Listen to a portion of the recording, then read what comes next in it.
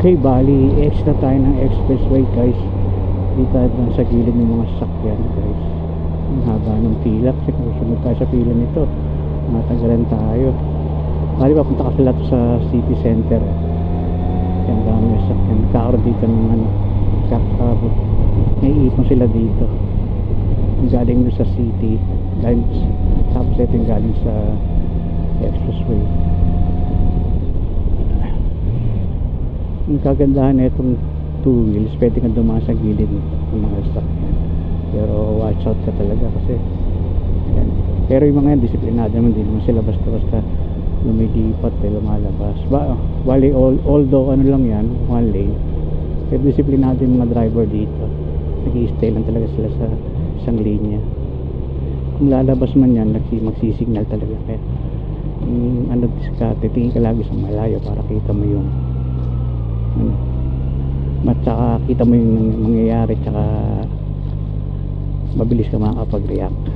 Yan ang sistema talaga. Ayan, pasok na tayo rito.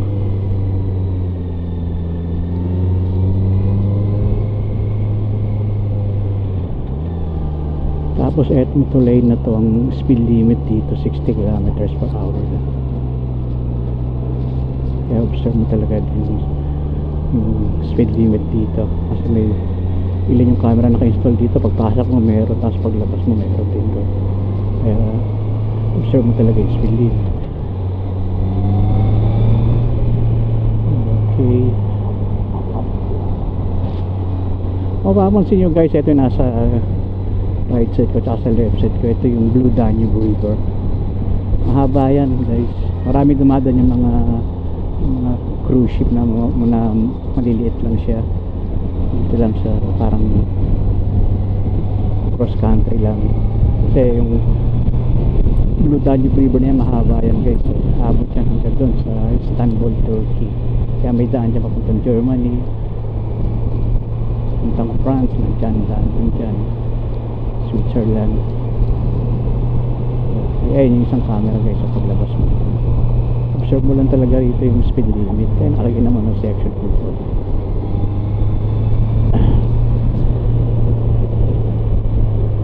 Tapos ito may exceed dito 70 kilometers per hour speed limit. Ito dito. Ayan. Tapos ngayon nandito na ako sa city of Vienna. Ayun talaga yung bill. Tapos yung speed limit dito sa buong city guys, 50 kilometers per hour na lang. Observe mo talaga kasi lalo dyan sa city proper, daming mga na-install ng camera. Kaya ang sistema dyan, observe mo talaga yung speed limit. Yan dito 70 pa. Kaya pagdating doon sa city proper mismo, city center, 50 kilometers per hour na yung speed limit. Yung dahil ko sasakyan rush hour pa Tuesday morning. Ay, parang papasok sa trabaho. Oops. Ang dami nang nagmumurot dito pagka ganito yung ganito na yung weather. Bali dito spring weather, parang papunta ng summer weather. Kaya labasan yung mga nagmumurot dito. Bali nakapagtutor kami dito na maayos talaga. Ako starting March hanggang end of October nagmumotor na ako. Tapos pagdating ng November hanggang end ng February nakagarahe itong motor ko. In November kasi malamig na, tsaka minsan nag-i-snow na kaya hindi na advisable magmotor. Delikado na kasi pag na may snow madalas na yung kalsada.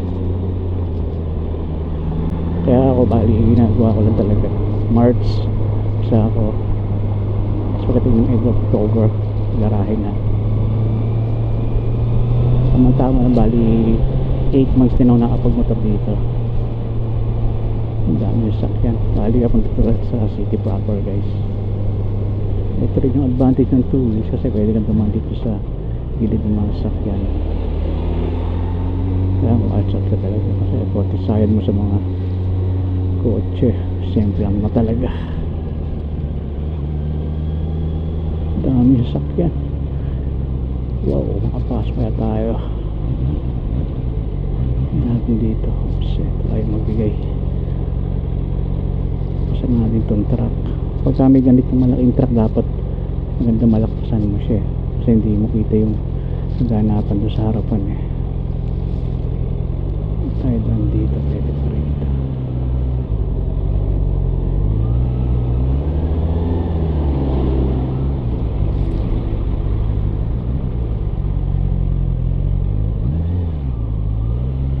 Okay, ingat ka rin talaga sa pagsingit-singit eh, kasi kung sayad mo rin sa mga sakyan, simple lang talaga. Dami sakyan ngayon ha. Okay, ito dalawang truck tayo magkakasya. Yun, so ito rin kagandahan dito sa sports bike ko guys, kasi maliit ng manubela niya, kaya madali mo siya maipasok eh. Dami sakyan ngayon no. Masok pa tayo dyan, pasok. Handa.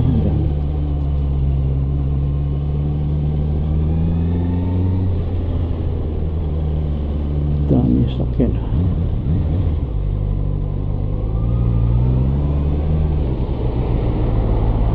Turbas.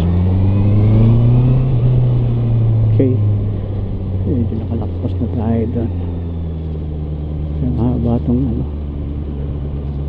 asawa kasi, kaya dami yung sakyan na ipon.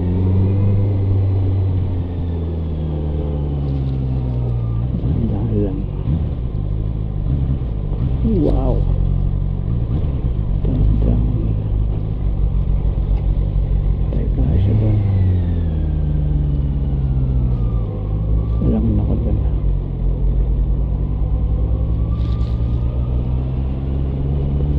Okay, stop.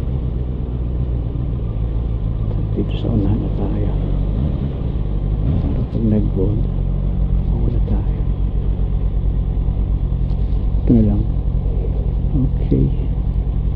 Wow, ito ng weather. Karamdam mo yung init. Wali ano na nga, dito sa city 18 degrees na. Mamayang hapon siguro, ito ko sa weather forecast, mamayang hapon naabot siya ng mga 28. Wow, init na. Sakto itong suot kong jacket, yung mesh textile, gali siya, breathable. Sakto.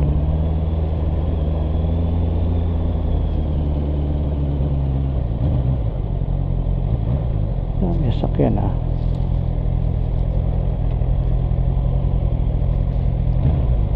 Go.